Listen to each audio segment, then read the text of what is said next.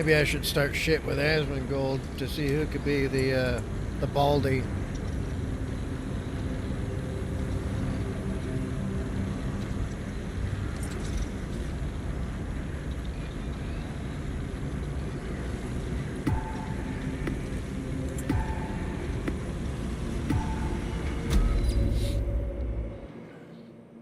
Commander Wolf still hasn't told me when the thingies were going to be done.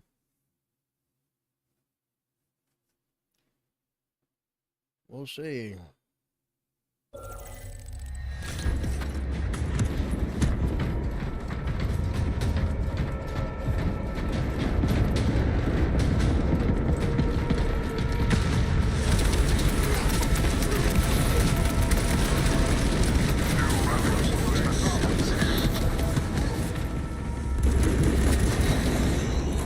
Oh, they're behind us.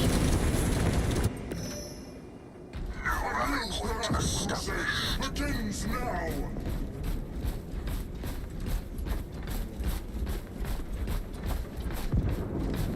New rally point established.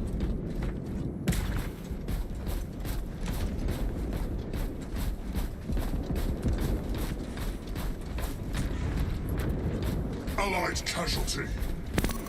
Reveal all to me. Frag grenade launched.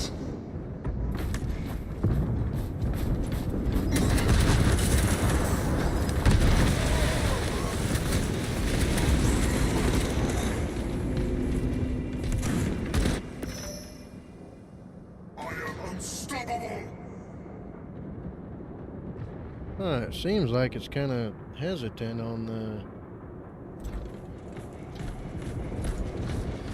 The price of war.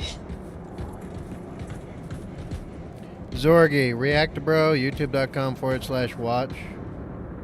React to what? What is that, Zorgy? I am the BALDIE.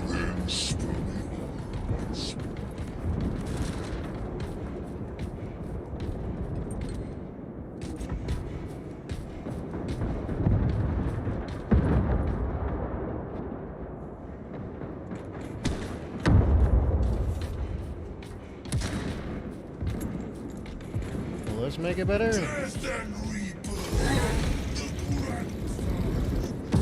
Our warband is halfway there.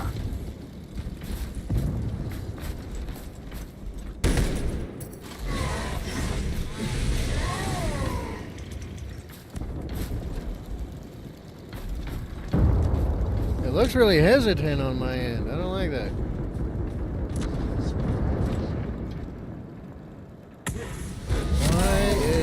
Failing so far.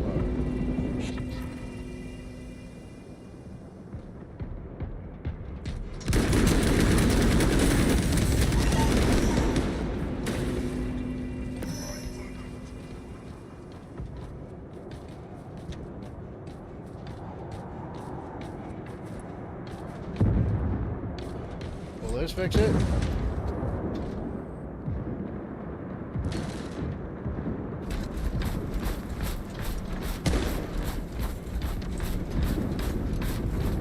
It still doesn't look as smooth. Using frag grenade.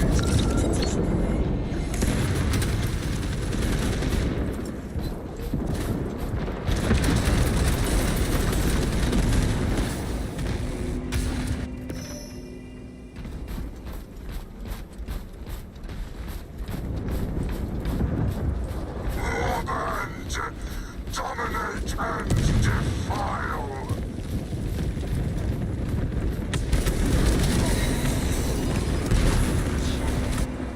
Damn, got smashed. We do not dwell long in death.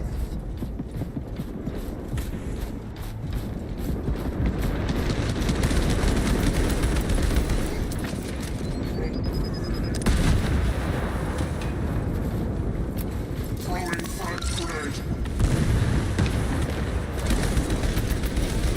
Rearming. 3 minutes remain. Terrorize our foes.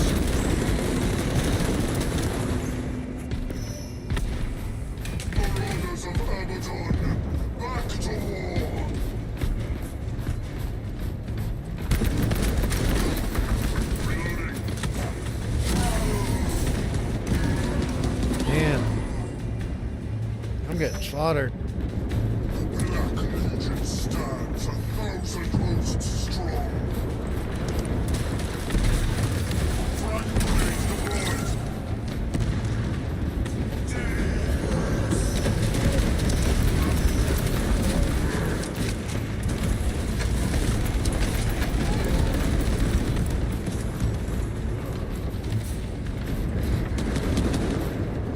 Our top.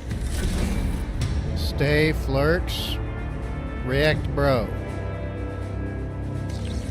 Okay, y'all gotta explain to me what you're asking. I'm an old man. I don't speak the new lingos. I'm like a Simpsons character, except in real life. React bro to what? What are you asking?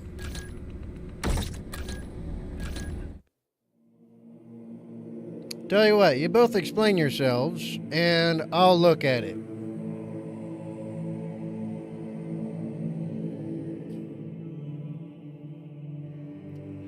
Cultural captions. Would you like many viewers? Let's make you popular.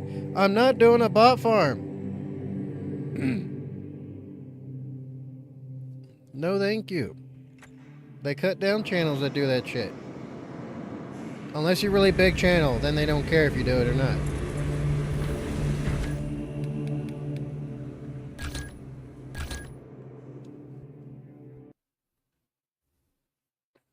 Fuck it. I mean, I'll check it out, see what's up.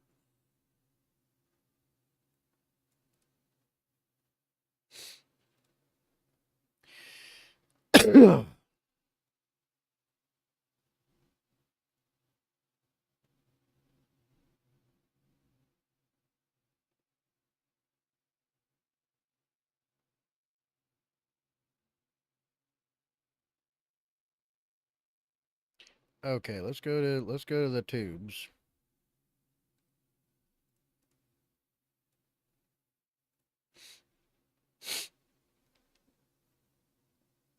Oh, so y'all are just trying to do follow bot bull. That's what this leads to.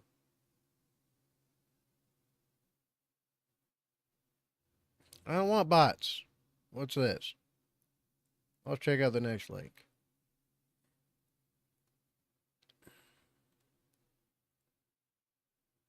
Same stuff. So basically, these are bots. Zorgi, Stayflurks, and cultural captions are bots. Is that all Kick is? Is just a bunch of bots? Is that what it is? That's what it seems like.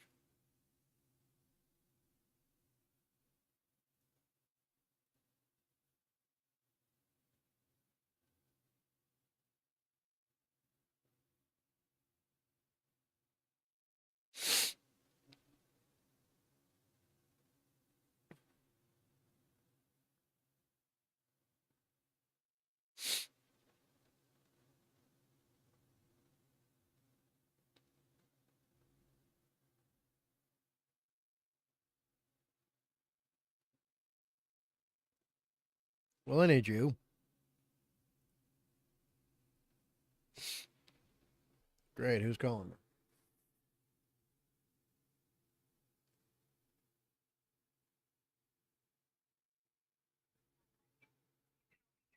Hola, ¿cómo estás, Flask?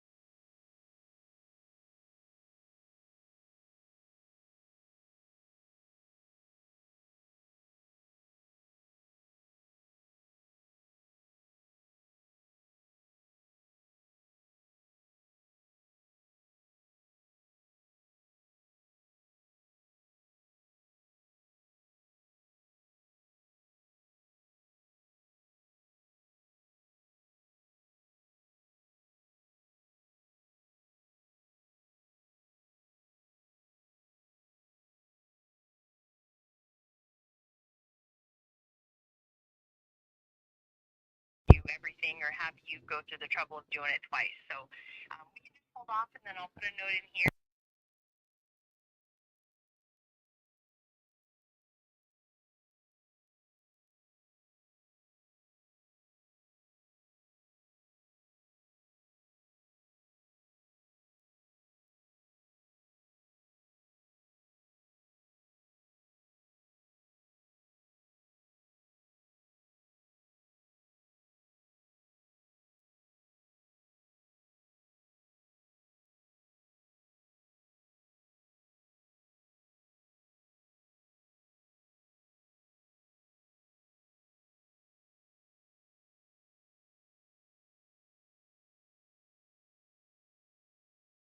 Send those over to me via email, okay? Yes.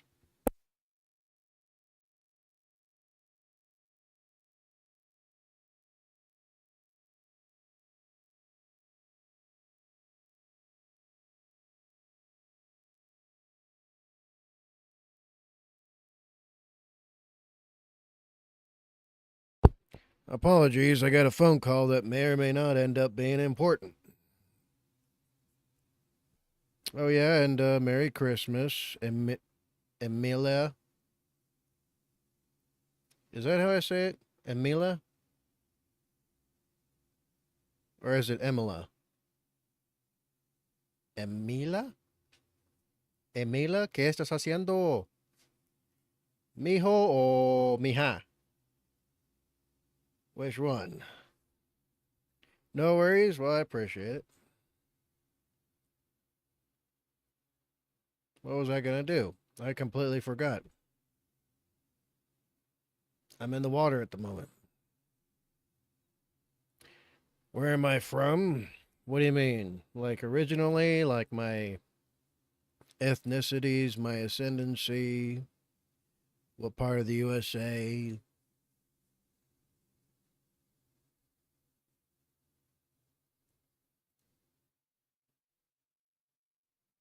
Oh, yeah, and I keep getting this link on Kick.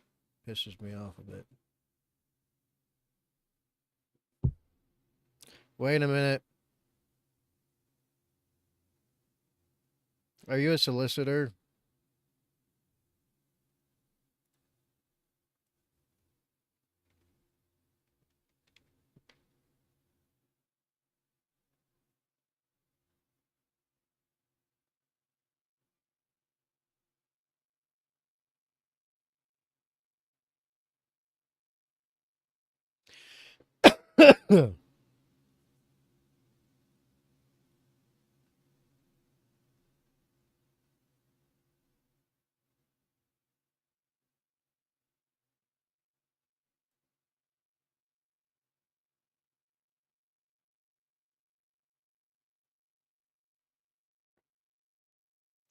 Are you this?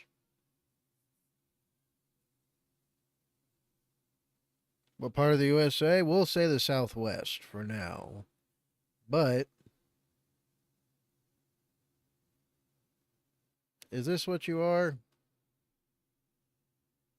A solicitor?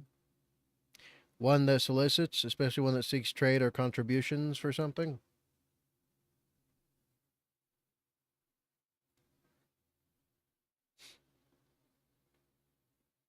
Oh, Kirsha's live.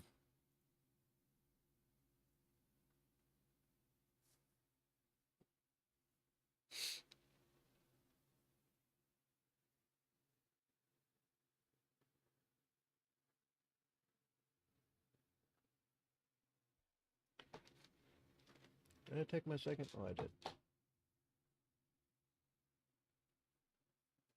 Anyway, I said the Southwest, didn't I?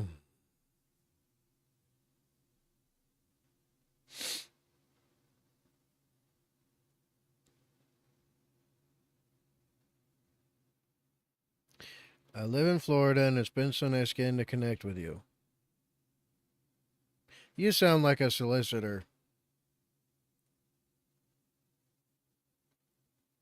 Are you promoting something? You are very sus. Incredibly so.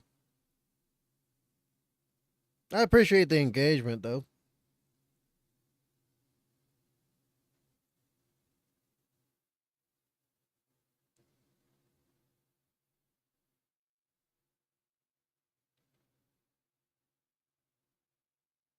Speaking of which, I haven't been to Florida in a long time.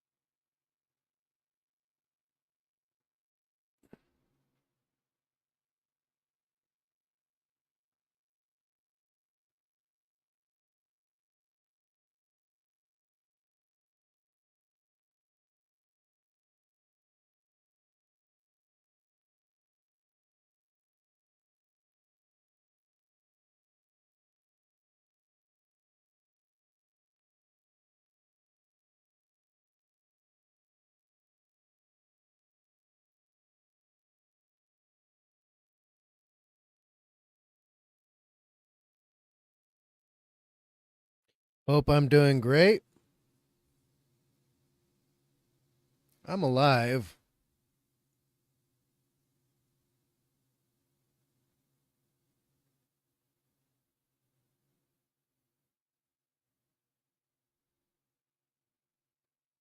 How's my day been? Anything exciting happening? Well, I got some edibles in my system. I guess that'll be exciting soon enough.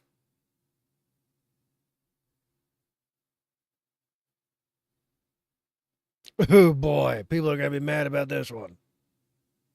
I don't know if you can see it well enough on screen. I wrapped up some coloring right before I joined your stream. Coloring? Like pastels and crayons and stuff? Why do I think you're sus? Well, you're overly excited, and some of the language you used is usually used by people that are doing some kind of promotion or they're a solicitor of some kind. As in, they're trying to solicit business from a nobody streamer. A lot of them talk like that. So, how you said earlier, where you said,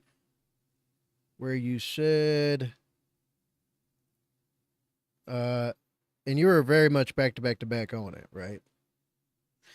But yeah, asking something like, I live in Florida. It's been so nice getting to connect with you, right? That sounds like salesman pitch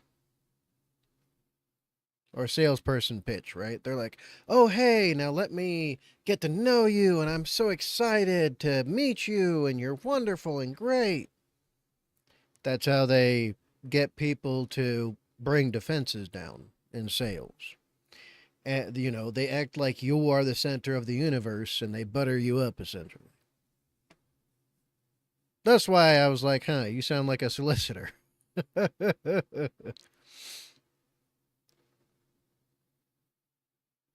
But we shall see. We shall see. I'm glad I used sus correctly, though. I think I did, right? Sus. I think I used it right. I'm an old man.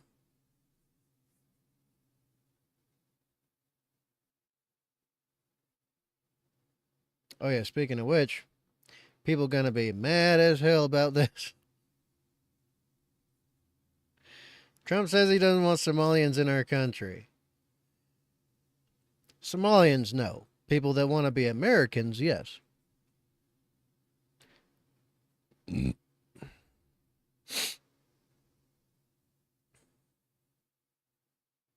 Hmm.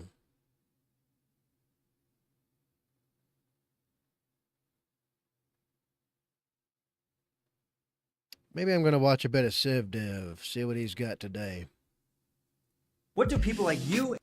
Don't know if you're familiar with him. This kid's been in as almost as many wars as I have. And he's still quite young.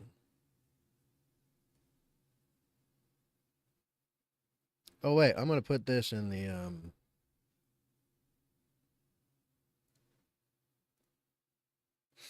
put the link in the chat for people. I do a lot of digital coloring in my free time. It's really a little escape. Understandable. Mine is video games and doing this. Or going to the gym. Or running. Or martial arts. Or shooting. Maybe soon I'll add hunting to the list. Do I want to look?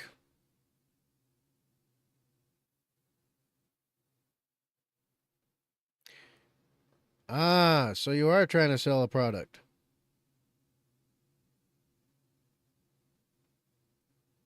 I had a feeling that's where it was going.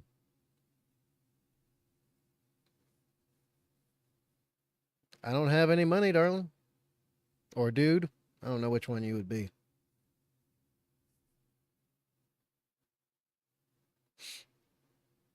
Yeah, I know. I don't have money for that.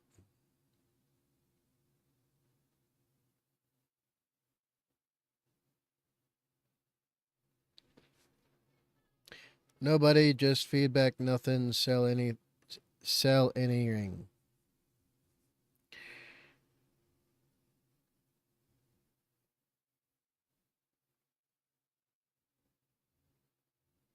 If you like, we can connect on Discord. Why is it the repeating pattern, it seems? You called me buddy, so I'm assuming you're a dude. I'm guessing it's a first name and then last name in front of it. So it's probably Chris Emilia. Or Emila. Chris Emila? You called me buddy, so that's an indication of a few different things. Feedback, huh? Feedback about what?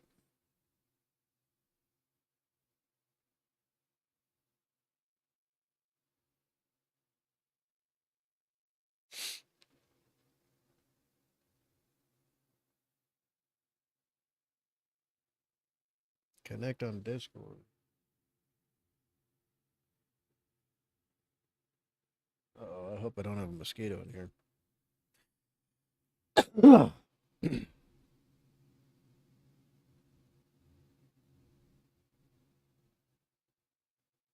Emily, hi. Well, it says Emila Chris on the username.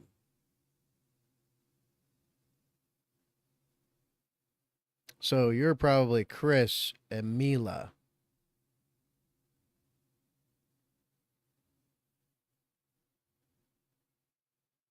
I'll share my username. You can add from your side.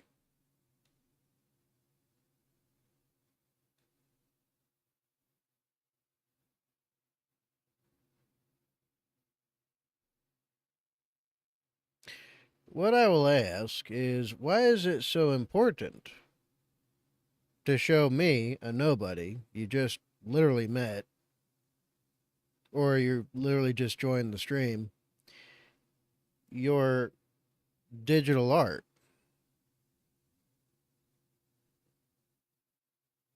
What's the point and idea?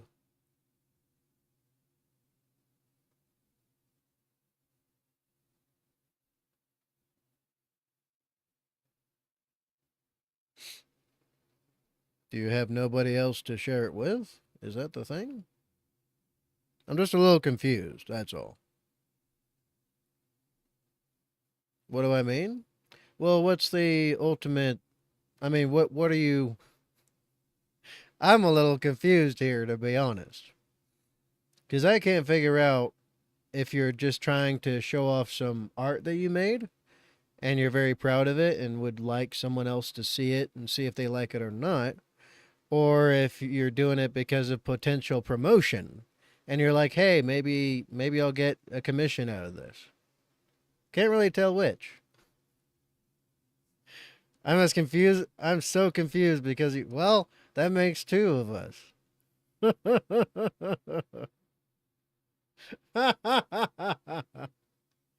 Oh, shit. Yeah, I'm confused too, but I'm going to watch some Sib Dib. See what this kid has to say. He's been in one, two, three, four different wars. and I not know about war? What are some misconceptions? Well, let's get started. Combat is non-stop action. Really, it's 95% boredom and about 5% action, if you even want to call it action. Sometimes Yeah, that's about right. That's about right. There's an old saying in the Army. Hurry up and wait. You always get there earlier than you need to. Right? You always start prepping way before it's necessary, really.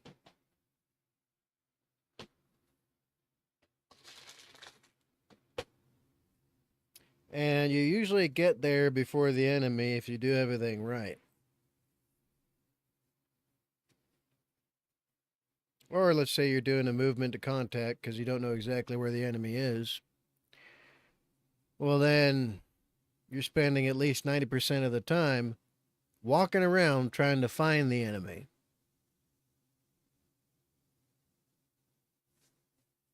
Combat is maybe about, depending on what you're doing, about 20% of everything you'll do. And that's if you end up in a war zone.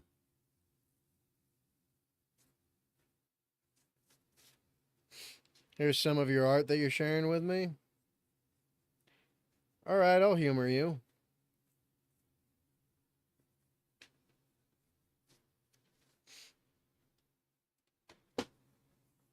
But just so you know, I don't have money to spend on anything, really.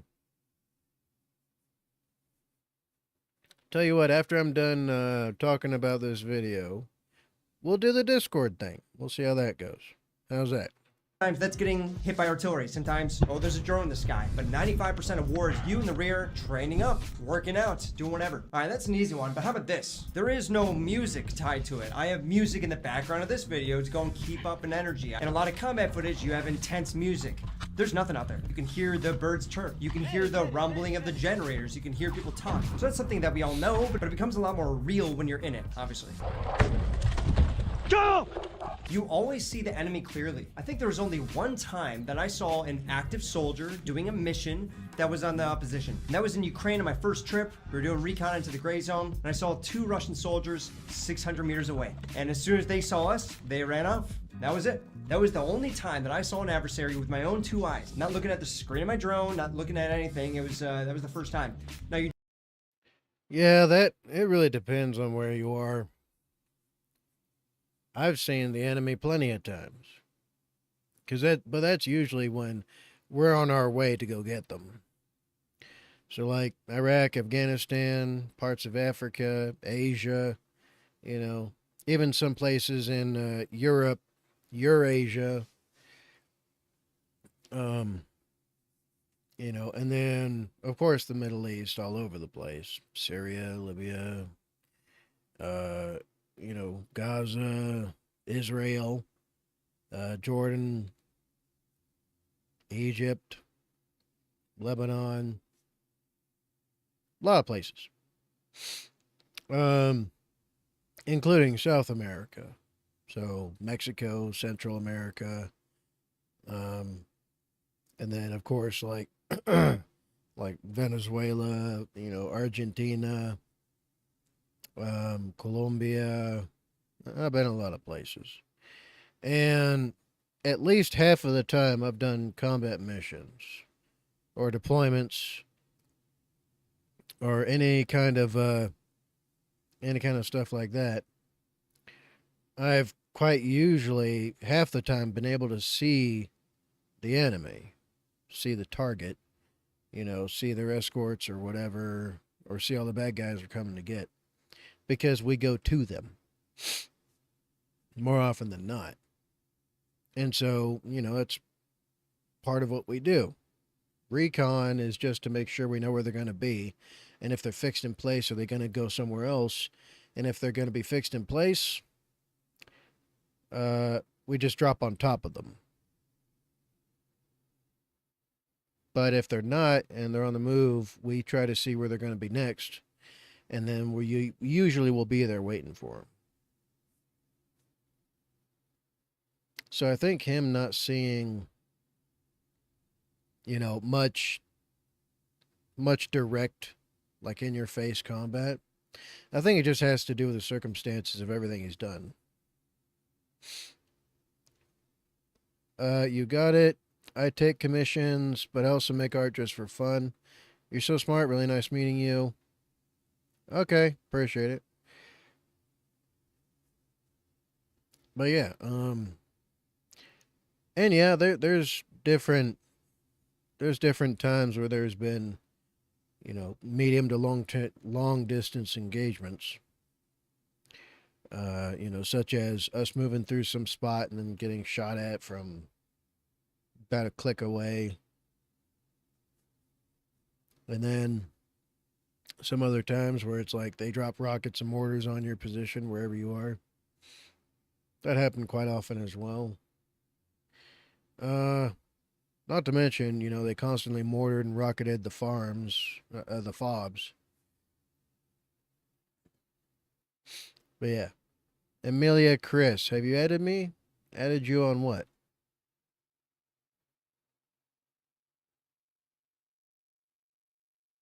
Oh, on Discord, it's the same name as my YouTube, my Twitch, and my Kick. It's the same username. You can add me there. But yeah. And direct kinetic engagements are rare for your average, military experience. Unless you've been in a really heavy war.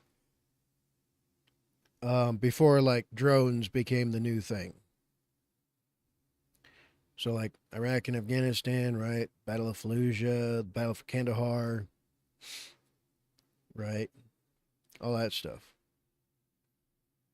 But it makes sense he hasn't seen that direct in-your-face combat. A lot of the stuff he's done has mostly been either guerrilla-type warfare or Ukraine, essentially.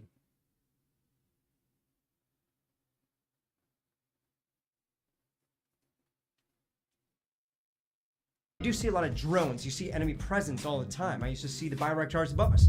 I used to see Zaldas and Orlans everywhere, all the time. Mavics, FPVs, you hear them, you see them. But an actual enemy soldier, very, very rare. For anybody who's watched that new movie, 2,000 Meters to Avdiivka, you can probably tell. If you're in a tree line, it's not until you're about 10 meters away that you can actually see the enemy. A lot of times you're just suppressing a tree line and then you get close enough where you can throw a frag into a bunker and maybe somebody's there, maybe not. Another misconception is that the rank that you have tells you how good that soldier is. And that's very much not the case.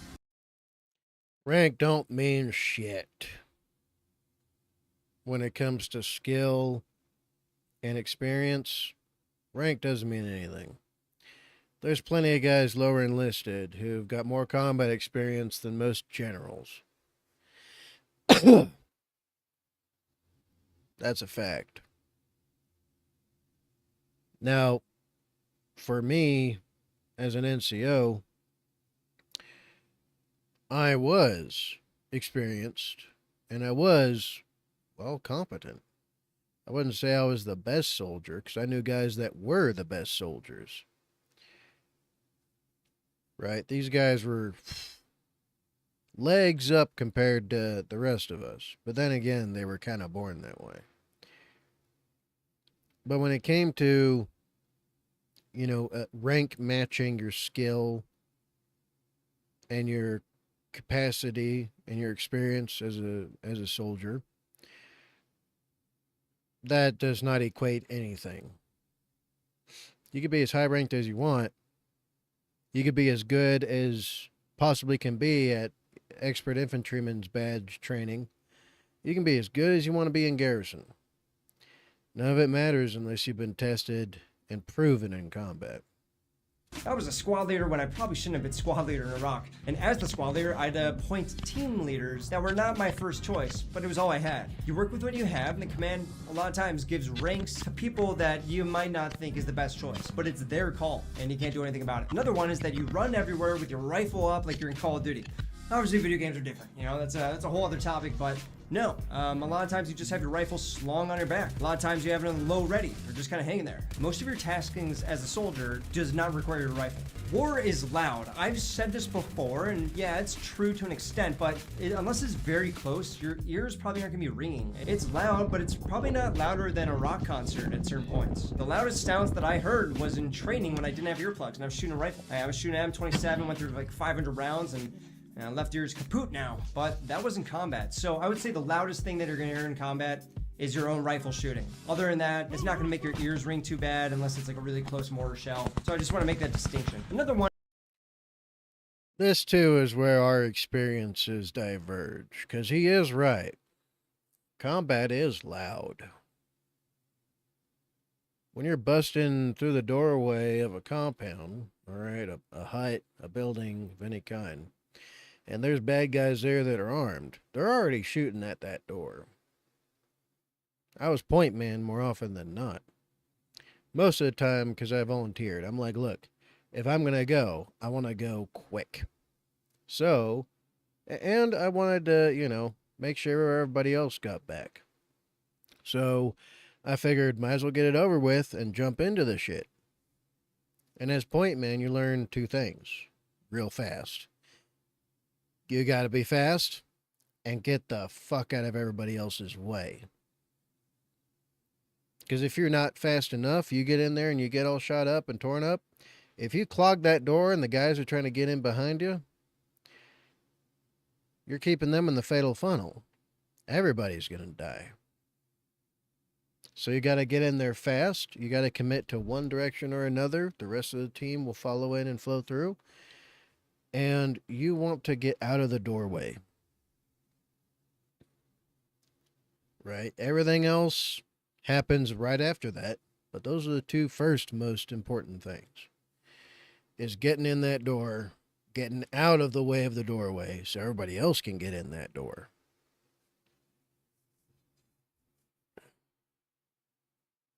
God damn, I see a lot of bots from Kick.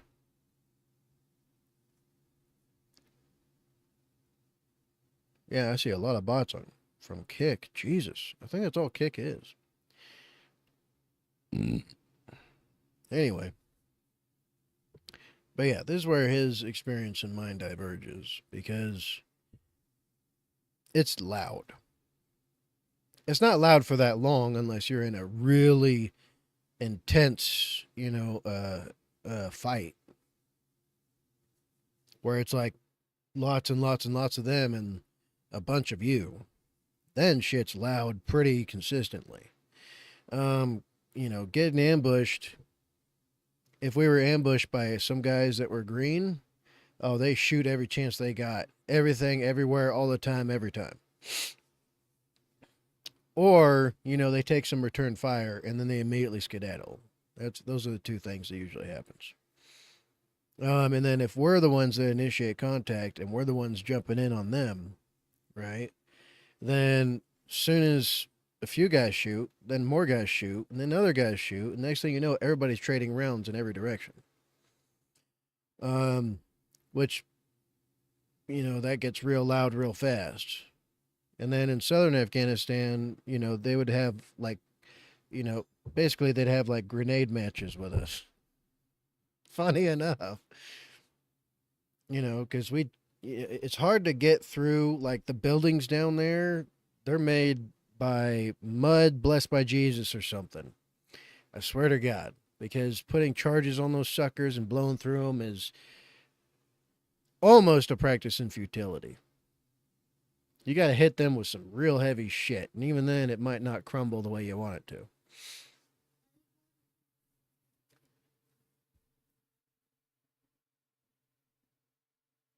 What?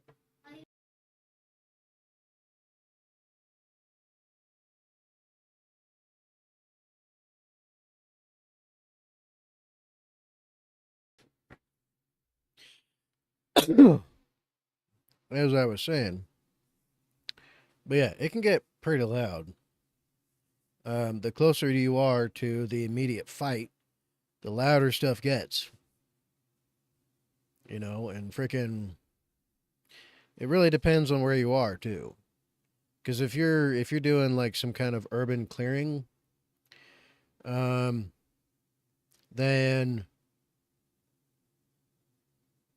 it can happen here or there, depending on how many enemy personnel are in different buildings.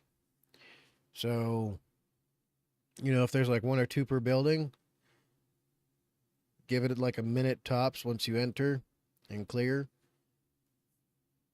Half the time you're going to take somebody off guard. Or if we go through a wall instead of the door, then they're just like, oh shit. It really depends, honestly. The farther you are away from the main fight, the less loud everything is and the more unsettlingly quiet it can be. One is that, you know, a lot of people, when they watch movies or they play video games, they know what's happening. So they assume that soldiers know what's happening all the time. You know, Absolutely not. Even the best laid plans. There's a Murphy's Law. And part of Murphy's Law is that no, you know, plans do not survive first contact with the enemy. Which is why having a rough general plan of what you want to accomplish and do, and then allowing for flexibility for your tactical commanders and your team leaders or squad leaders, whatever on the ground, to accomplish those objectives is what usually is going to get the job done the best. they have a good command structure, they know where the enemy is, and it's just kind of straightforward like that. In my experience, my entire time in Ukraine, as well as elsewhere in Syria and Iraq, it's never been the case. Every time that we encountered the enemy or we were taking fire, it was completely out of nowhere. It was something that we were not expecting. We planned for it, we made sure that we were ready for it, because nothing's expected in war. It's all gray zone, especially now. The fog of war is like 15 kilometers of gray zone in the Ukrainian front line right now. There's special forces and recon teams just all pocketed within each other from each side. It's very confusing. The next one is that a firefight is a contest of aim. Granted, I have never been in a firefight. I've been very clear about that on my channel, but from what we train for in the Marine Corps, what we train for in all the wars that I've been in, from the footage that you guys can see, it's not that. Most of the time, most of the engagements in Ukraine, I would say, are pretty close. If it's rifle fire. You sent me a request on what? Discord? I'll look at it in a bit. It's probably pretty close. You're just trying to get in there so you can throw a frag. Or if you're being assaulted, a lot of times you're being suppressed by artillery, so you're in the bunker waiting for them to get closer so then you can engage when the artillery stops. So I think most engagements are pretty close, and it's a lot of just suppression. Fire superiority, that's something that you're taught in any military structure. And yeah, stray rounds, stray mortar shells, whatever it is, that's, you know, that's mostly killing. A lot of times it's just suppressive action. And the next one is that if you get hit, you'll know immediately. Now, I've never been hit in war. I've got a little thing from FPV, but I'll tell you one thing, is that I was very surprised. I didn't feel a damn thing when I was cut up. My thumb was almost cut in half. It stopped at the bone, so it wasn't, but I was sliced up pretty bad. Didn't feel a thing. Yeah, I've been hitting the armor plates. I got lucky there a couple of times. And then I've had to go through a couple of helmets. And then I had a round like almost skip off of my freaking cheek, and that was just out of nowhere. And I felt it when I got hit in the plates. It was like, oh shit. I was like, oh damn, I got hit. It's a surprise. Not a very pleasant one. But yeah, if you do get wounded or hurt, quite often you don't feel it until a little bit afterwards, right? You're on adrenaline, everything is up as high as it can possibly go. And when something does happen, it seems like you're a million miles away and it's happening to somebody else. That's the best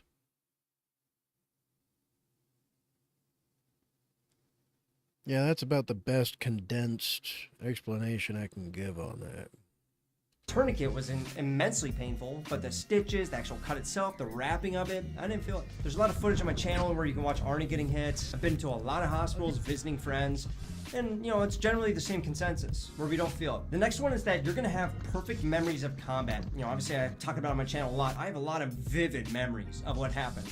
But over time, I lose those memories because situations like that happen quite a bit. And that's my best guess. I'm not sure exactly why, but there's a lot of times where I will try and recall a situation and I'll be talking to my friend who was there with me and they'll have a completely different perspective, or I miss something or they miss something. We have to add on to each other and, oh yeah, you know, it'll come back into our memory, but we lose it pretty quick. Even right afterwards, we have no idea what happened. And then I look back at the footage and the GoPro is really nice that way. It's really good for memories. It's really good for recalling these things. When I thought that the SPG detonated 50 meters in front of us, it was 100 meters to the left. So yeah, memories are mixed up. It's very difficult for your brain to process and remember all these memories when there's adrenaline kicking through. Because you're living in like this slow-mo world and it's very strange. So 5 minutes of combat, like this 5-minute drive where we're getting hit by mortars and we have to get inside a house, that was 5 minutes. But how long do you think that felt for us? You know, like an hour. It felt like a lifetime. Thought we were gonna die. The next one is that militias are... That is true. But then again, it has more to do with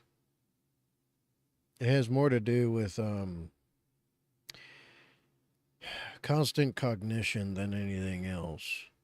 So if you are constantly in a fight, you're constantly doing something, those are going to be sharper memories than everything else. You know, doing the same thing, different results every single time.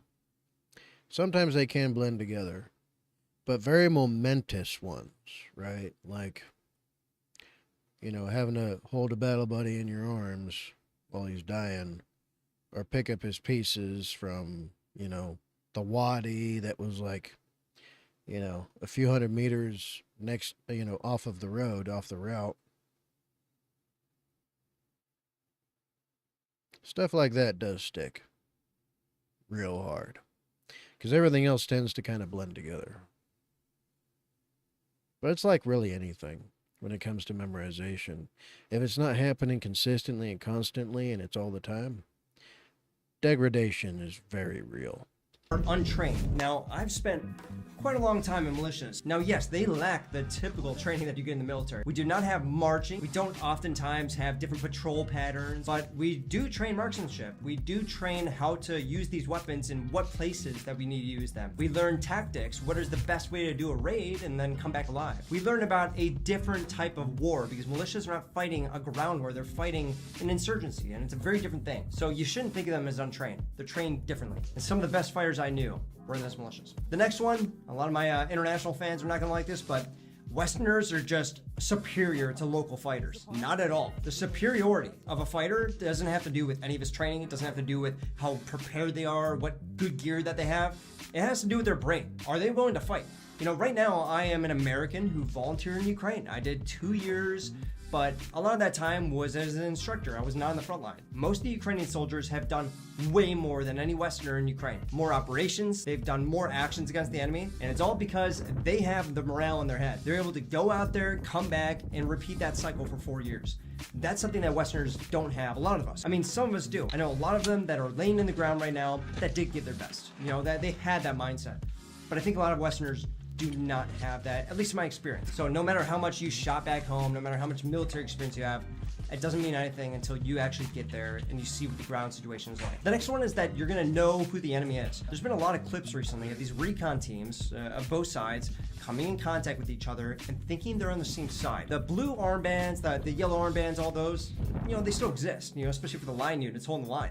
But for the SSO teams, I know from experience when we were patrolling, we would toss those things out as soon as we could. We want to be as low profile as possible, and we want to be a little bit more undetectable. And what happens, especially in Ukraine, and especially in wintertime, is that everybody's going to have a different top on them, you know, a winter coat. Sometimes they're going to be wearing it over their plate carrier to go and keep their batteries warm for their drone or whatever it is. So it becomes very confusing. Now, all the gear is mismatched in war, and you know, from every war that I've been in, it's very mismatched. It's not cohesive. You know, maybe unit to unit, yeah, but we've all seen Russians wearing multicam. We've all seen them wearing gear that the Ukrainians did. Next one is that drone Yeah.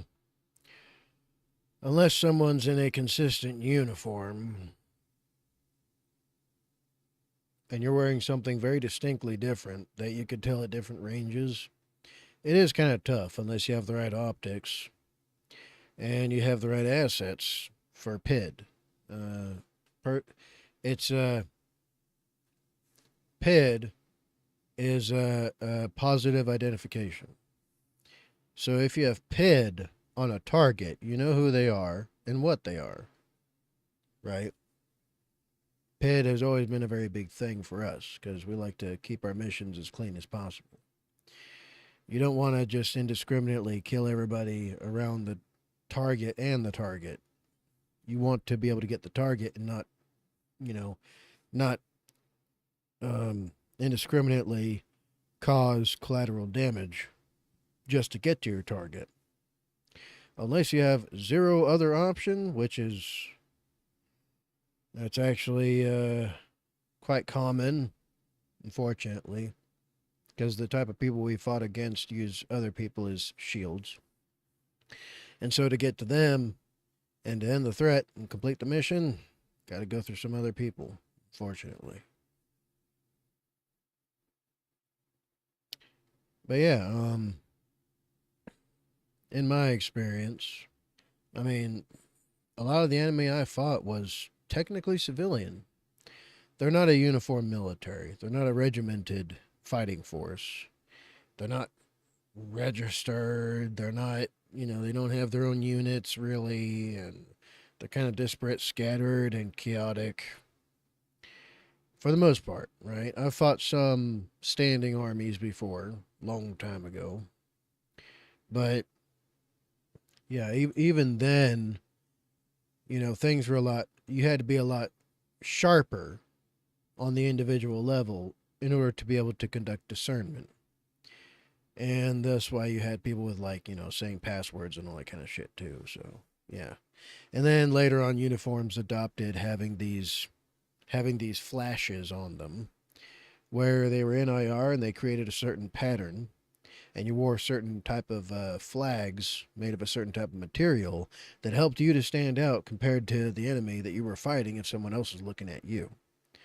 So yeah, PID's a very big thing, and it really depends on where you go. Drones are an unkillable super weapon. And yeah, for all the talk about drones, I do have to say that no, I mean they get down all the time. I made a video about this pretty recently. FPVs have a hard time operating the front line. It's a constant shield and sword. You develop a new FPV and there's a new countermeasure for it. And basically every month you have to switch the very expensive VTX, which can cost upwards of $100 on every single one of your drones that a lot of times are kamikazes, one-time use. And for us as FPV engineers, it's not just changing the VTX, it's changing the repeater, which is a very expensive part of your FPV system. If you use a repeater, you have to change the ground station, you have to change a lot of these things. And, and there's two different frequencies too. All right, you have the video, but you also have the controls, and you have to change these based on what jamming is happening in your area. It's a lot of engineering time, it's a lot of stuff, and yeah, for that reason, drones are, they're killable. They're definitely killable. Maybe 20% even get close to their target. And then not to mention those things can be taken down by freaking pellets, right? Doesn't matter too much if the drone is one of the bigger FPVs, because you can take them down with friggin' birdshot. You don't even have to be that close either. Just make sure the choke on your pump gun is good, and then hit it with birdshot.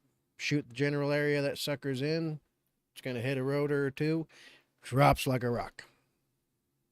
Which is why I think the shotgun thing, having personnel assigned some kind of pump gun with scatter shot of any kind, really, as long as they don't go to buckshot, right? Because that's for super close.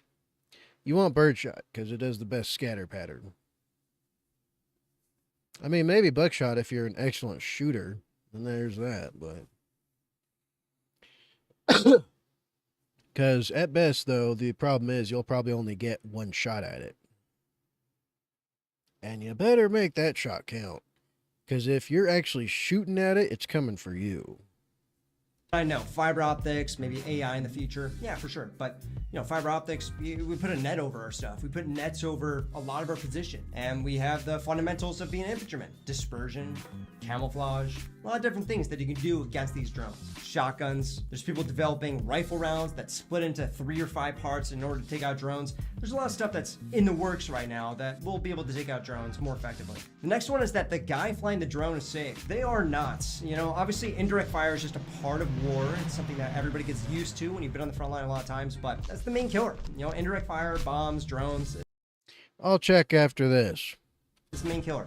And those guys flying the drones are in as much danger from an indirect fire as the most forward guys. Even more so, because in order to make rounds, you don't just have to kill the infantry up there, but you have to be able to reach them, which means you have to cross 5-10 kilometers of gray zone, which are being scanned by our drones. So a lot of times they try and target the drone teams in the rear, try and eliminate their positions, really eliminate with FABs, cabs, drone strikes, fiber optics, artillery, tanks, mortars, rad. They'll send everything they can to suppress us or eliminate us. And they do this constantly, day by day, every single day. There's a strike that happens very close to you or on you. And yeah, it's scary, but drone operators are not safe.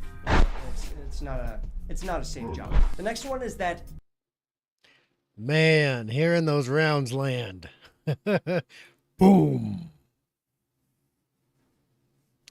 It's kind of strange. Because on one hand, I'm like, ah, shit. Hate that sound. On the other hand, it's like, ah, shit. Here we go. I know a lot of people wouldn't understand it. Unless you've served, then you might have an idea. But yeah.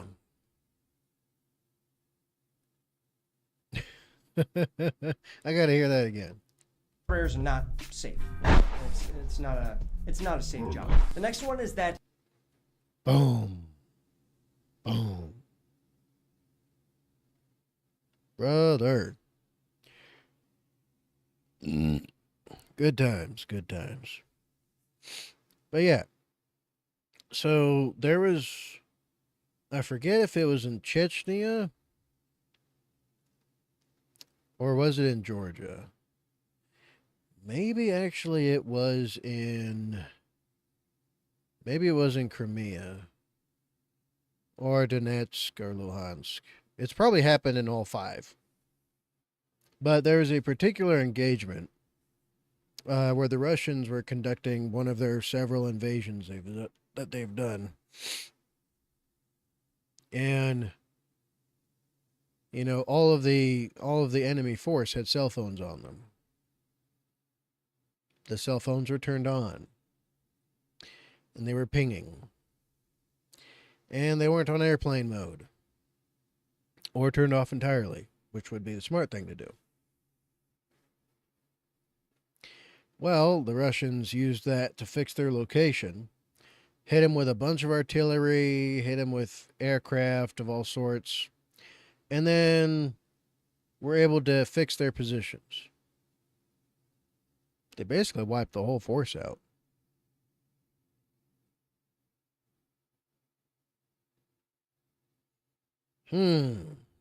So yeah, if they could do that with cell phones, imagine something that needs even more to have connectivity, like a drone. Makes sense? Kamikaze drones are the future. Yeah, you know, they'll definitely be in the future. You know, they're here to stay. But I think, and something that I saw a report on recently that the Russians are really interested in as well, is the reusable FPV drone.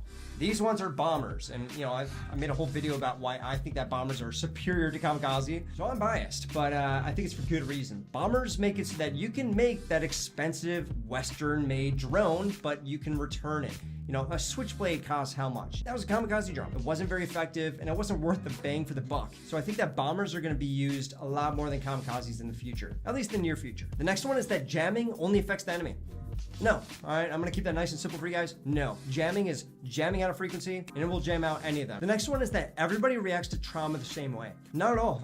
Some people are more impacted. I've changed in this regard quite a bit, In Syria, I dealt with it really, really bad. You know, I put out a 10-year video talking about that. But in Iraq, I was able to perform better because I knew I was doing the job that I was supposed to. And, you know, I continued to do my work. I had something to do. Some people really break down. Some people, they can't go to the front line anymore. They get too afraid, or they understand that they're not invincible anymore. It changes person to person.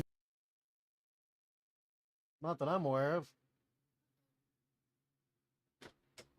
Circumstance to circumstance, and how much experience you have versus the other guy. A lot of these things come into factor, and everybody deals with it differently. Some people just don't even return. You know, that's just the truth of it. It takes a very special person, in my opinion, to stay the full 4 years in Ukraine.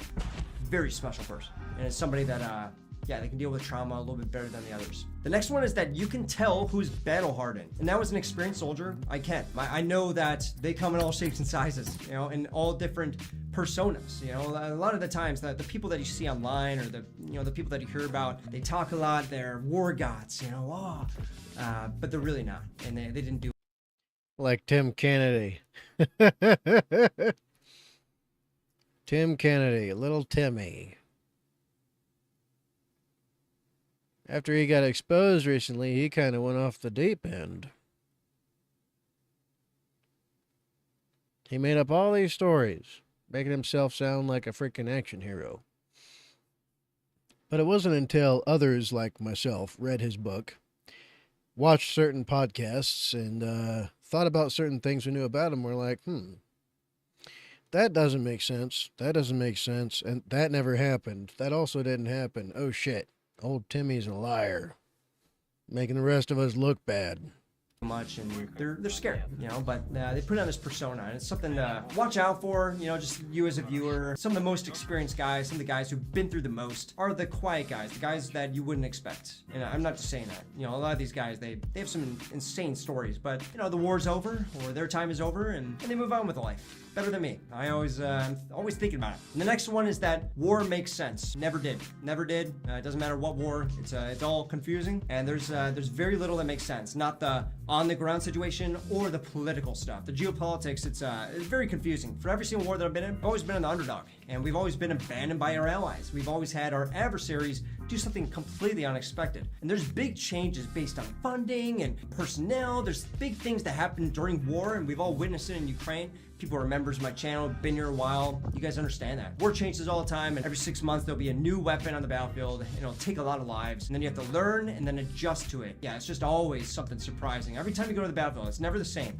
There's always something that happens where you're like, what the heck? Like, how is this even possible? That's all I have for you guys today. I hope you guys learned something. I know a couple of these things you probably already knew, but I want to dive into it a little bit deeper, give you guys a little bit of a different perspective, and I hope you got something. So that's about it, guys. I'll talk to you guys in the next one.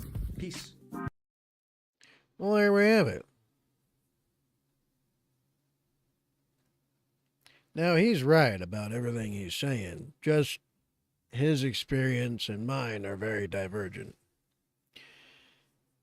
Because I've been in a lot of direct frontline combat, a lot more than he has. And he's been in a lot more of a support role and much more of a kind of hybrid flex support position than I have. So it really just depends. Good video though, very good. Hopefully they're having you know, some of the instruction for our military being pulled from this guy. Because he's not wrong on a lot of the things he's saying. It's just that it's more applicable to certain things than others. That being said, I think I put the link in the chat.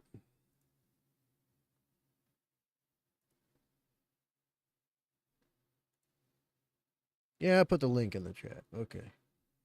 That being said, I'm going to go take a break. I need to go pizzle. I'll be back.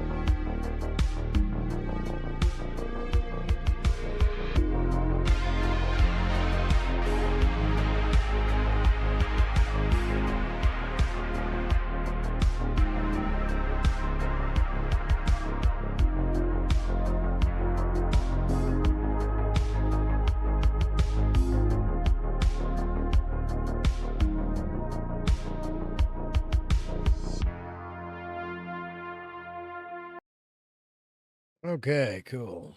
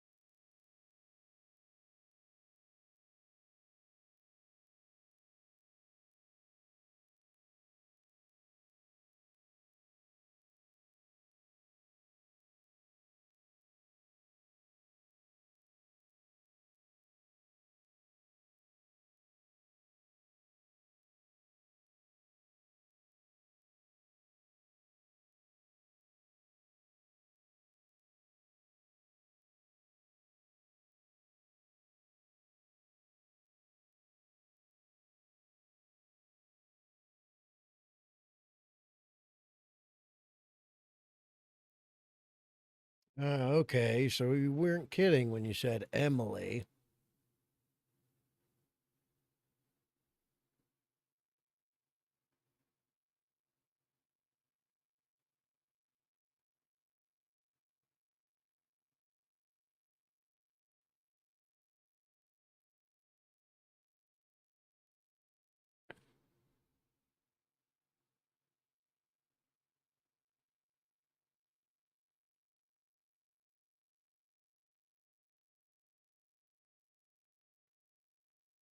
The heck is this?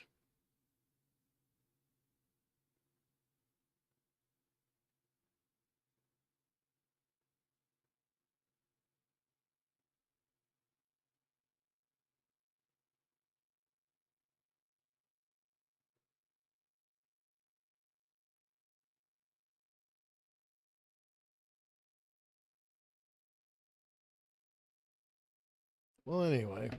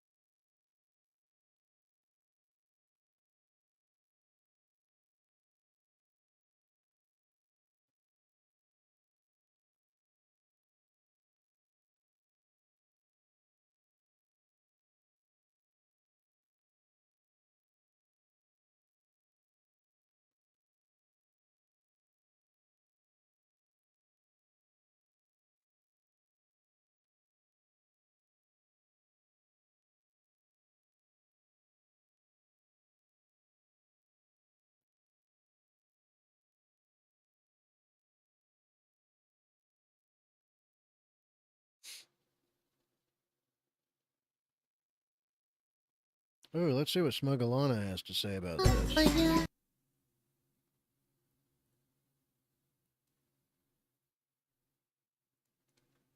Link is in chat.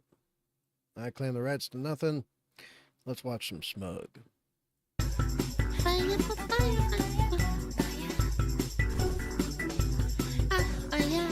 This is quite interesting, chat. Chat, I'm not gonna lie. I don't know. My heart. I'll say it. This is, I don't know. Is this a kink? I find this so cute. Oh my god, my ovaries. I don't know. I'm sorry. I know that people are gonna be like, oh my god, Alana, that's so gay. Ugh. Human affection. Cringe. I don't care. Shut up. Gay! It's just cute. No, I think this is so cute. Oh my god.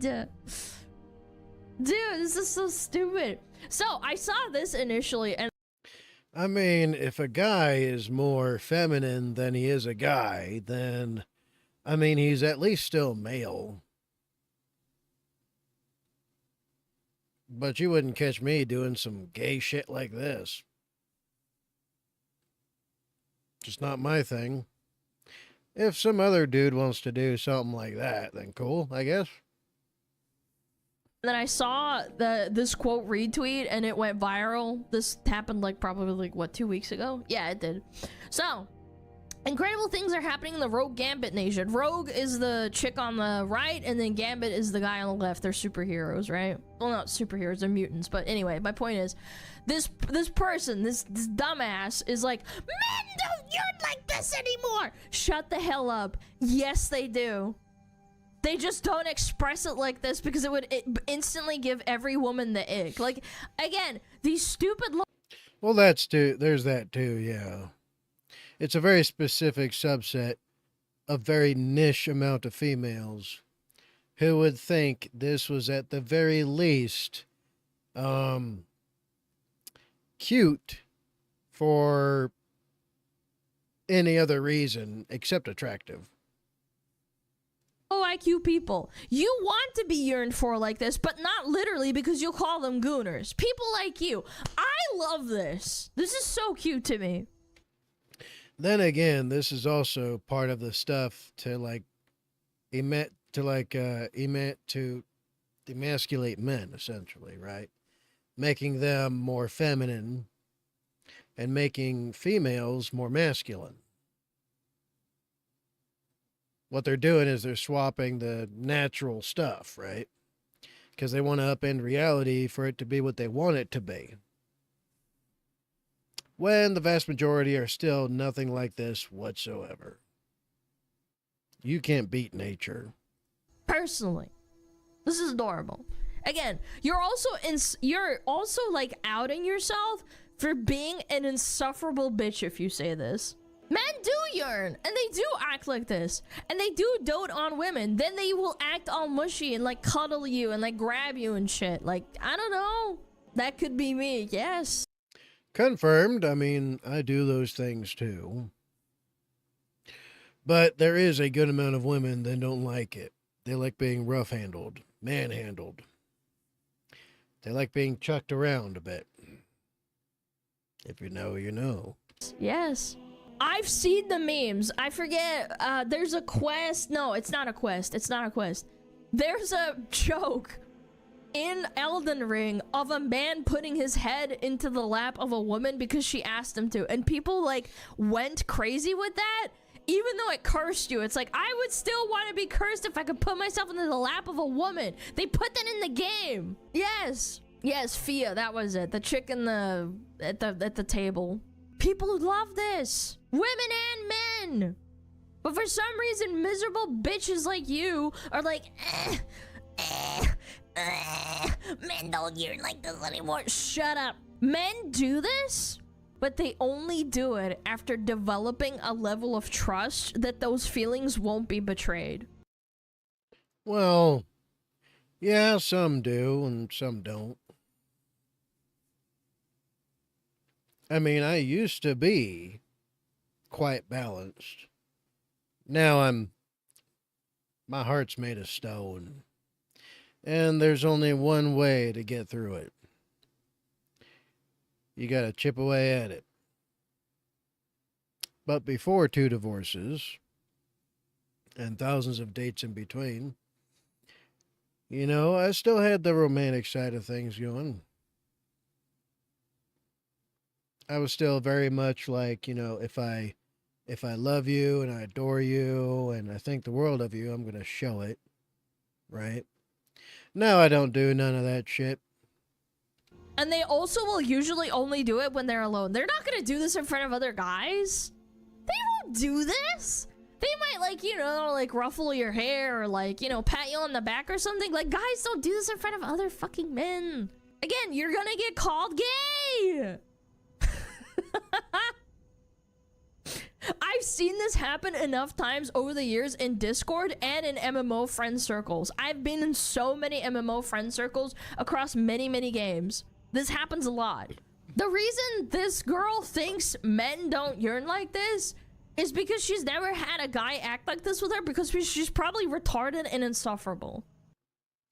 Most likely. 100% agreed.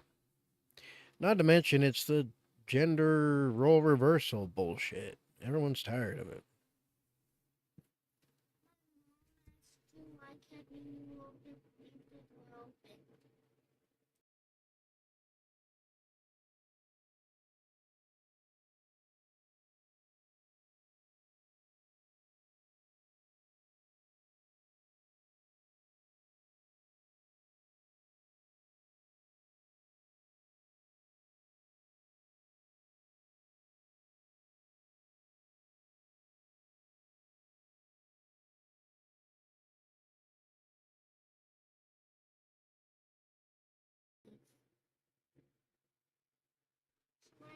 Okay, then, yeah, sure, leave the door open.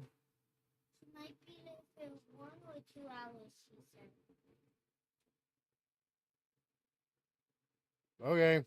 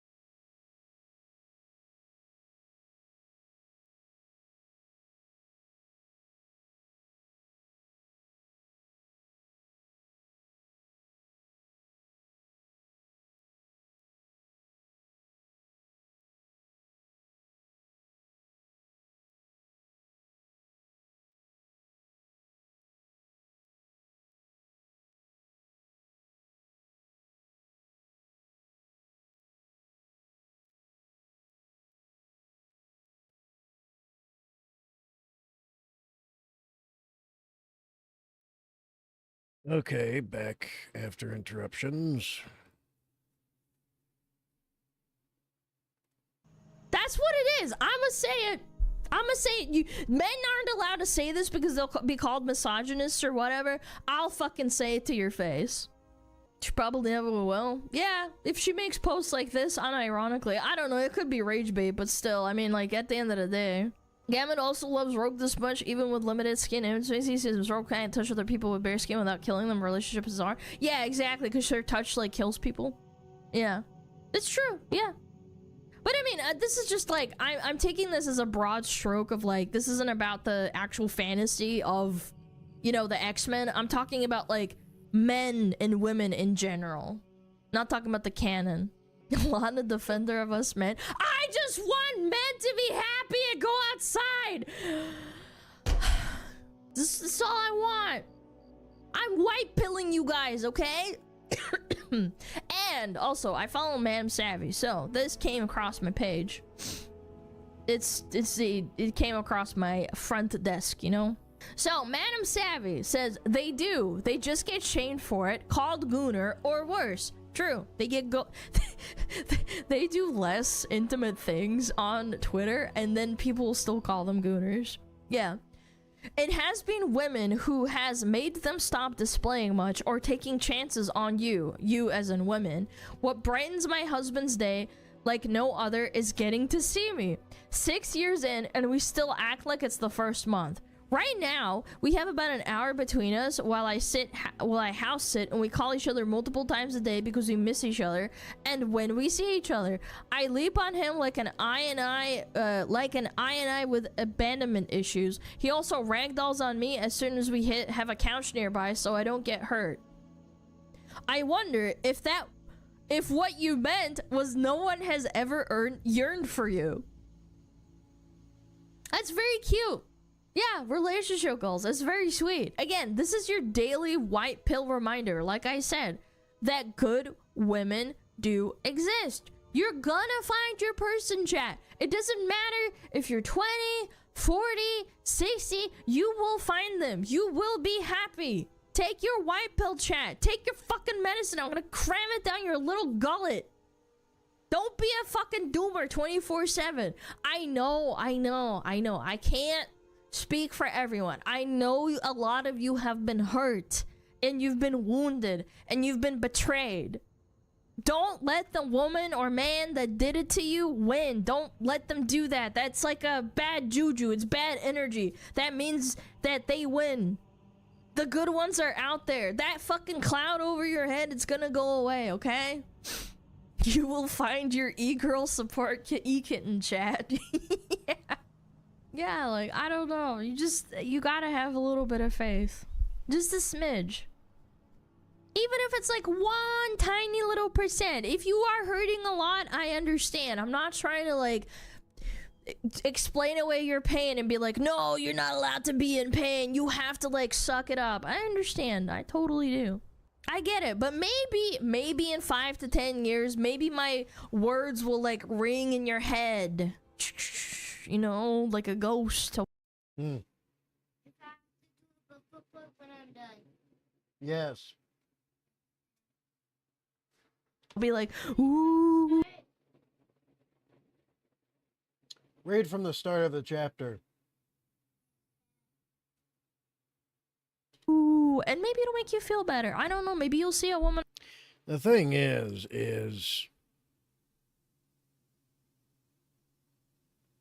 on the street and whatever. That is feminine. Very much so. Very much. They're swapping the gender roles because that's how they want to do the thing. And the thing they want to do is say, big, strong girl boss babe, and that's it. Right? And men are just these weak, useless, you know, they want an anti-reality. And they want to force that on everybody else through proxy, right? And our media and our entertainment, education, and all of that. It's just a load of bullshit. That's all. she smiles at you, and it's like, maybe, you know, women aren't that bad. Exactly.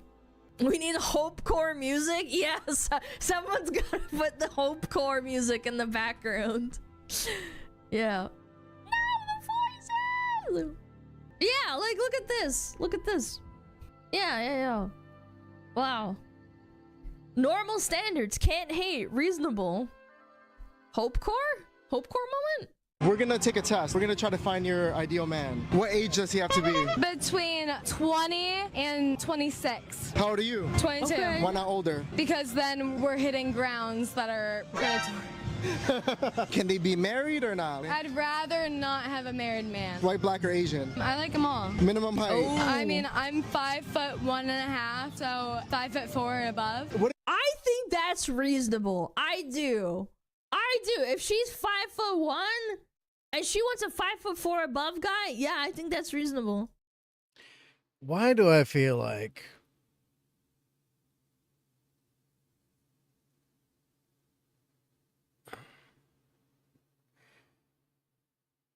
she sounds like an interview that I've heard some porn stars give? I've had all the guys, so I like them all. But I can't be attached to any single one. That's what I'm getting here from this chick. I think that's reasonable. I do. If she's 5'1" and she wants a 5'4" above guy, yeah, I think that's reasonable. If he's shorter than you? If you're shorter than 5'1.5", Would you at least give him a chance if he was like healthy, made money? No, the height is important. I'm short enough. Minimum income. Well, I make $0 a year, so if you make more than that. If you want to be like a preschool teacher, that's like cute. We'll do like the average income, which is like 40K, 35, 40K. The chances of you finding that man, 24.2%. Okay, that's actually a pretty good statistic. Wow, 25% almost. 1 in 4 men. I mean, I guess it's better than like 9%.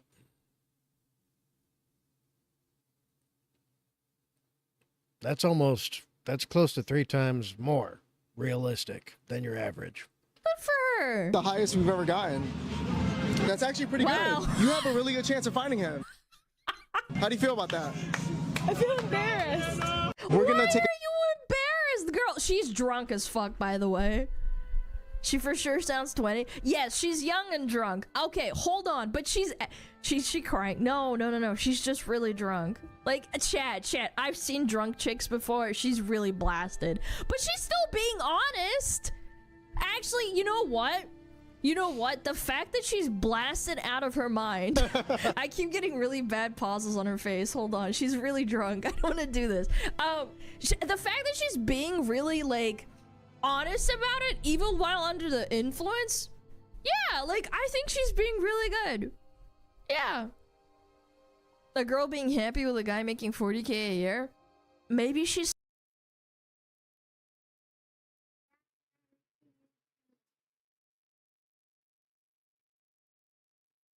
Can you read to me? What do you want to read to me?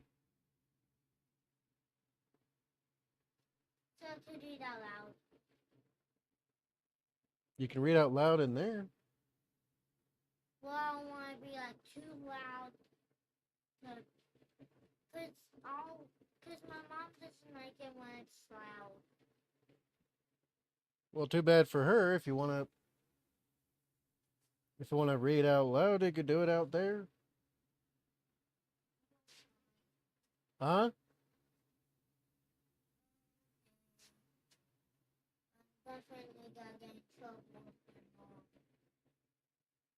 Why? Cause one time when I was like doing the microphone, my mom didn't like it because it was loud. Yeah, doing the microphone. That thing's obnoxious. You reading out loud should be no problem. It's basically the same as that. No, it's not. Because the microphone thing is obnoxious and annoying. Because it's unnecessarily, well, there's that too, yes. But also, it doesn't sound good.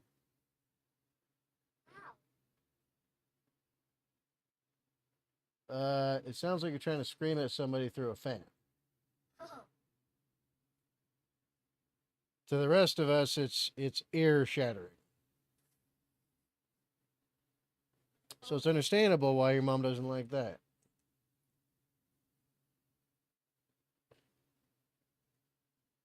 But you should be able to read out loud in the kitchen. You still have to learn something. You're not going to skip through that.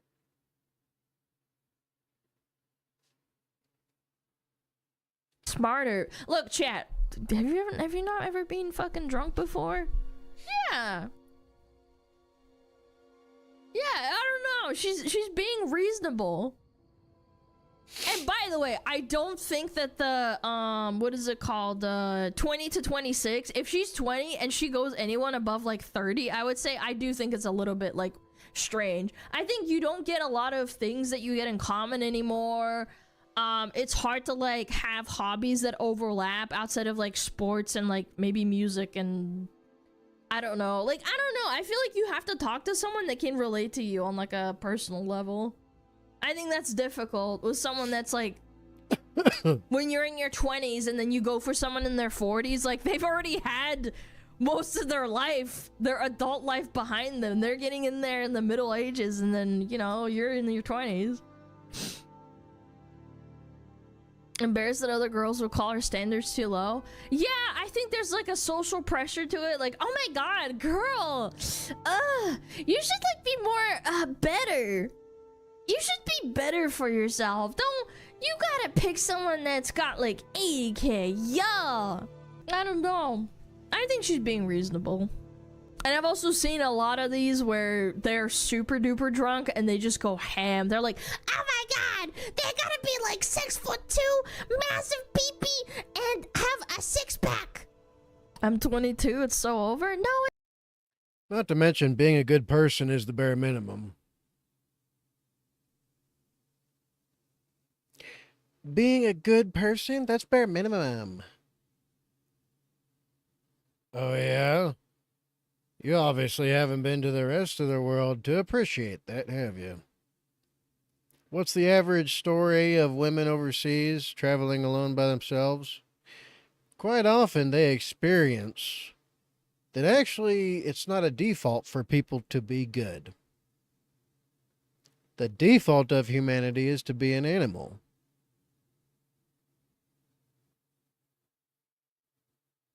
To be morally and ethically good, that's something that was developed through a superior culture that made a superior civilization.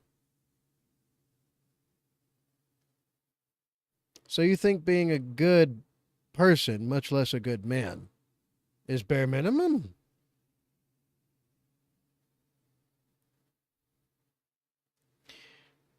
Whew. People are not naturally good.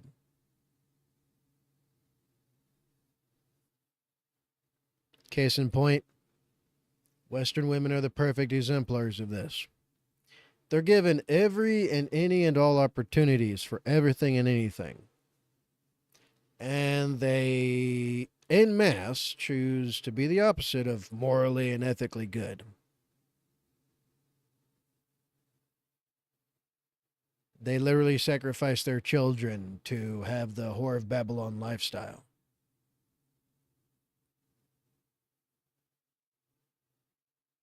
That should say everything. It's not, man. You're not an unk yet. You're fine. You're fine. Chill. Oh, speaking of which.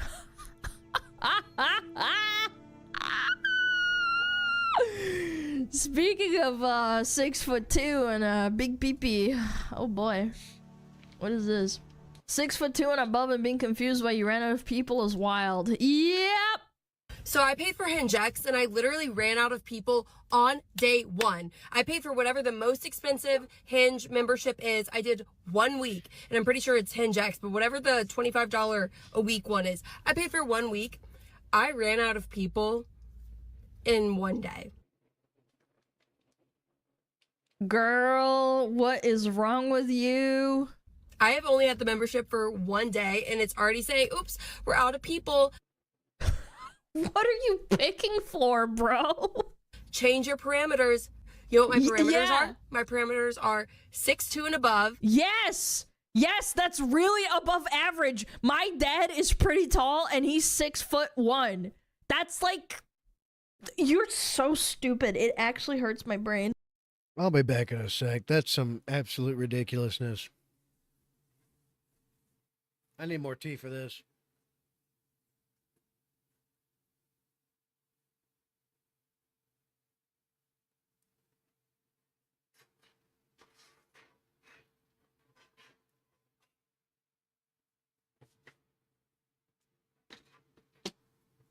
Yeah, I need more tea for this.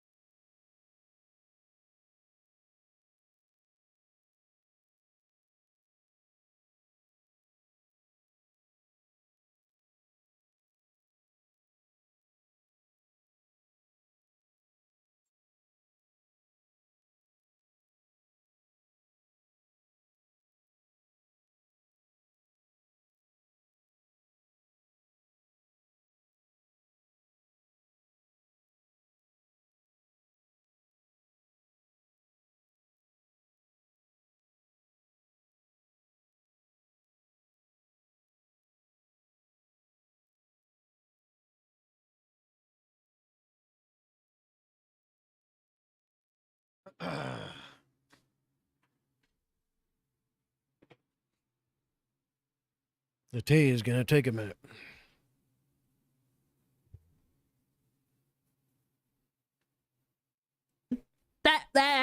Yeah, that's a you problem, girl. Anywhere between age 29 and 34. And then I bumped it up to 35, ran out of people again. How is there no one between the ages of 29 and 35, 6'2" and above in LA? This is one of the biggest cities ever. I don't know if I'm just not attractive. Dude, if you ran out... No, this has got to be rage bait. If you ran out in LA, that's like a massive population. How many people live in Los Angeles? You ran out of 4 million people. Let's cut it down and say there's like 500,000 people on Hinge specifically in LA. Because I'm cutting it down by a lot. Like, let's assume that's how many people are using that app, for example. That's insane. attracted to the people that they're showing me. Like, they weren't cute. They weren't cute. I'm going to be so honest. But I, like, tried to give a few people a chance. I think I sent maybe 2 or 3 likes. 2 or 3 likes out of everyone, and I've already ran out of people. It's Bro. day 1. I keep going back to that. That's a skill issue. That's a skill issue. How? Dude, unless you're actually 6'2" yourself as a woman, I don't really see a reason for you to ask for a 6'2" man. I don't know. I understand, like, it can be really hard for, like, tall women to find a guy that's, like, taller than them, because it's obviously you're really tall averagely, but, like, oh my god, what is wrong with you? What?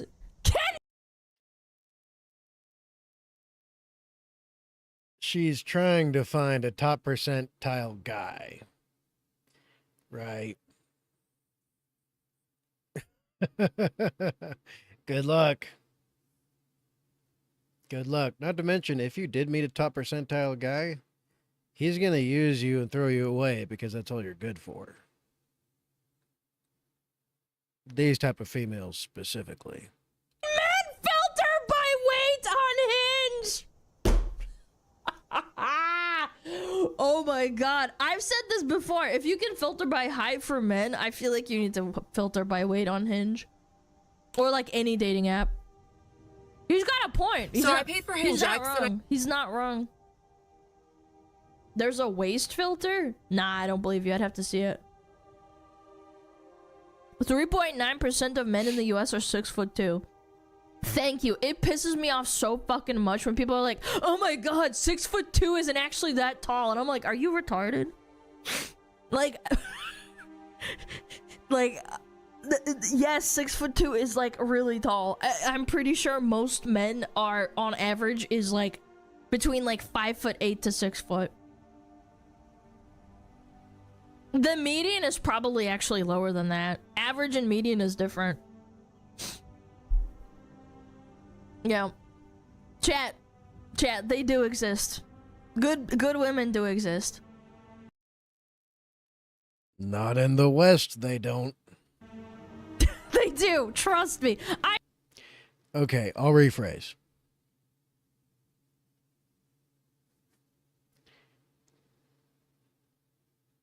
You have as much chance of finding a good Western woman as you do finding the rarest type of diamond on the planet in the middle of the Sahara Desert.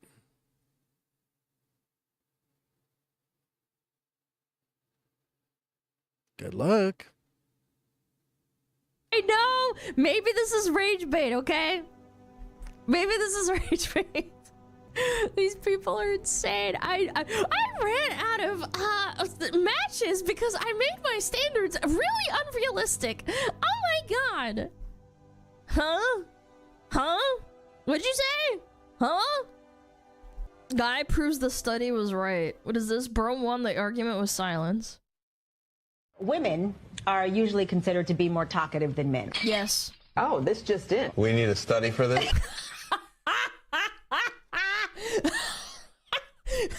My taxpayer dollars went to this? A 2-year study. 2-year study finds women say more words than men. And they start after 5 o'clock. This guy's funny. So we're holding it in all day, and then at the end of the day, they just all come spilling out. Yes. And you can't take it anymore. Every single thought. Is this a skit? There's no way. Why can't you just answer the questions and engage in, like, the words exist. You could talk back and then things would even out. But we have to make up for the silence and the one-word answers, which are dumb. There is no space for the man to interject. And another thing, Dina.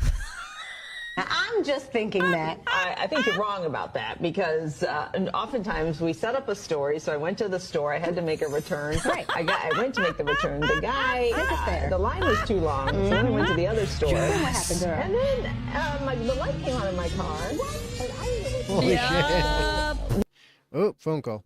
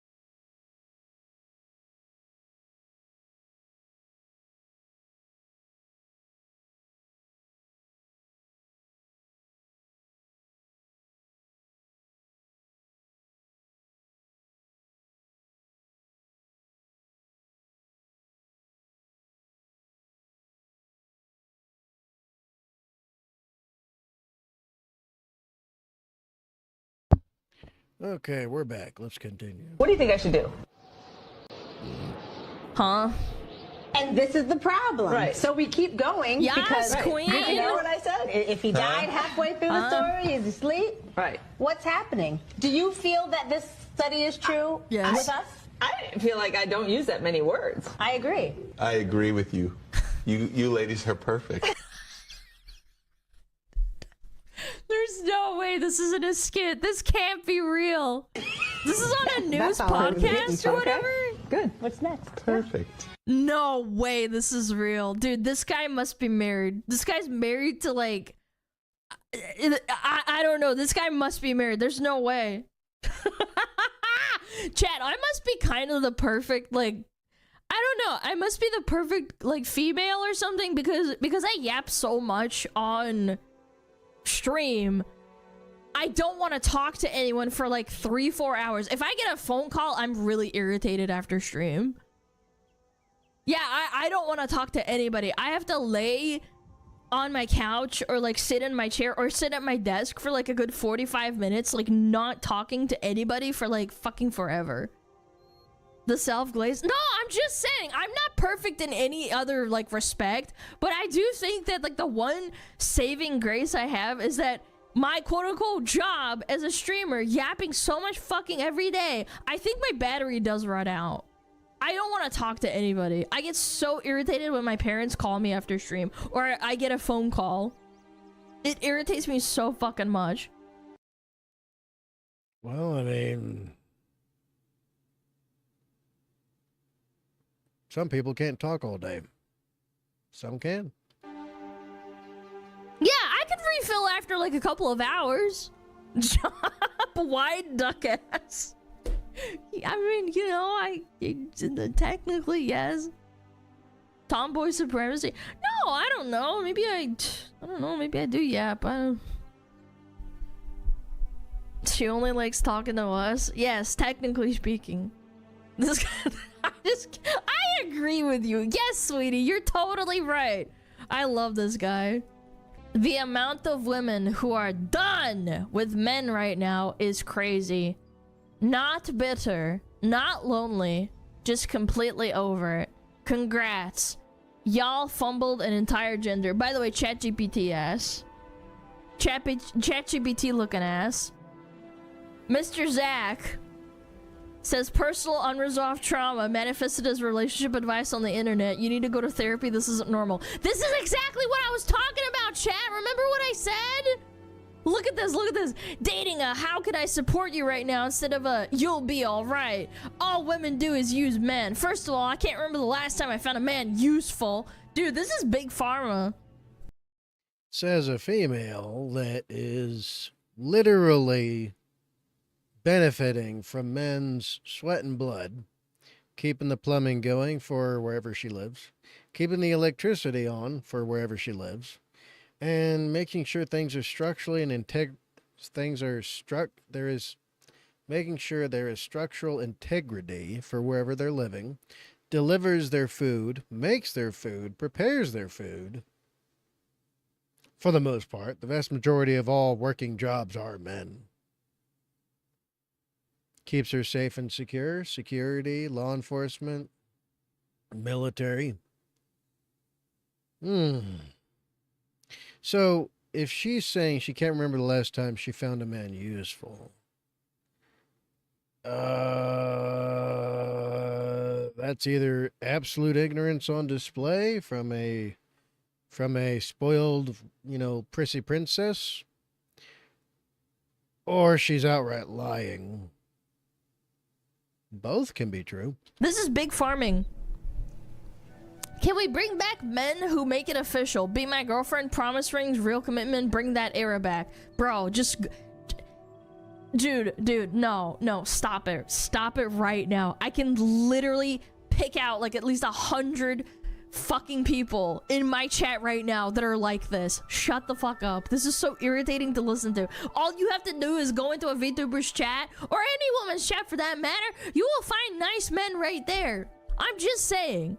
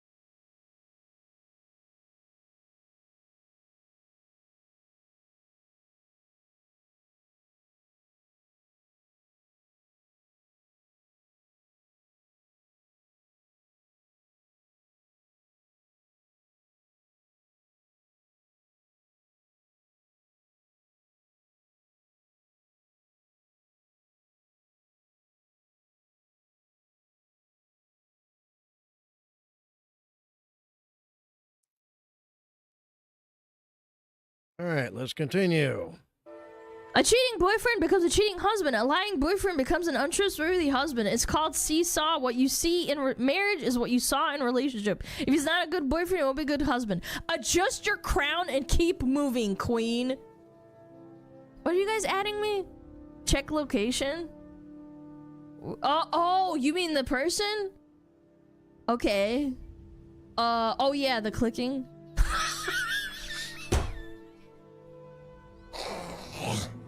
Well. What do we have here? I wonder if this is big pharma. I wonder if they're using ChatGPT to farm impressions.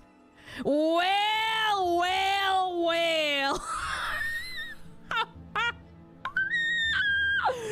I'm telling you, this is actually the best thing that's ever happened to Twitter. This is so funny. That is pretty great.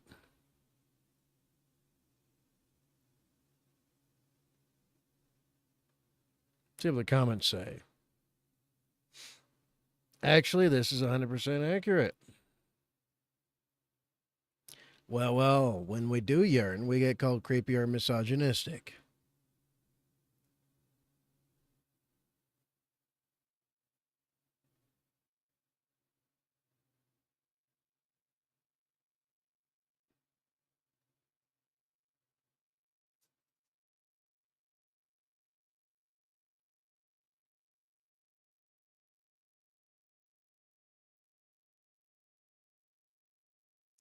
Ooh, another comment. Men don't yearn like this. We do, just not to you. Facts.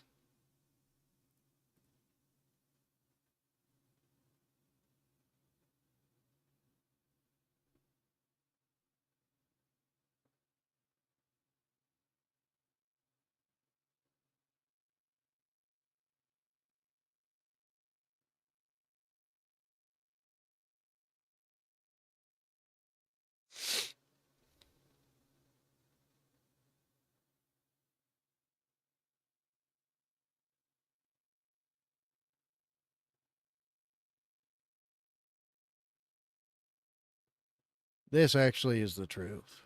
All the women saying men don't yearn like this anymore. This is what they mean.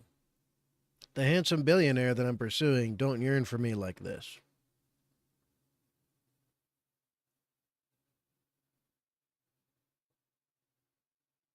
Oh, yeah. Well, anyway, that was fun.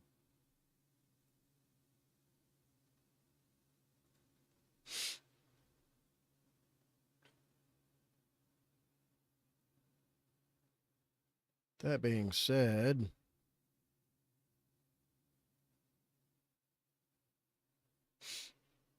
I feel like playing a game or something.